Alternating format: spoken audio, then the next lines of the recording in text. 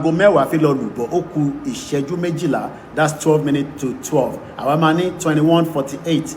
Mo kí gbogbo ẹ̀yin èèyàn wa, mo kí màmá mi lẹ́ẹ̀kan sí ẹ kú rọ́jú. I'll be back in London very soon. Màá tẹ̀ wá jẹ tí bá ti jẹ tìyàwó mi màá tún wá sáré lọ jẹ tọ̀dọ̀ ti yín náà, torí oúnjẹ grandma oúnjẹ màmá yàn máa ó ní bó ṣe máa ń ṣe lára yàn. I've missed her food just like I've missed my children. Àwọn ọmọ mi ti ń bèrè pé gbàgbọ́ mo fẹ́ dé, mo ní máa dé, ìgbà tí máa dé kò ní pẹ́ mọ́.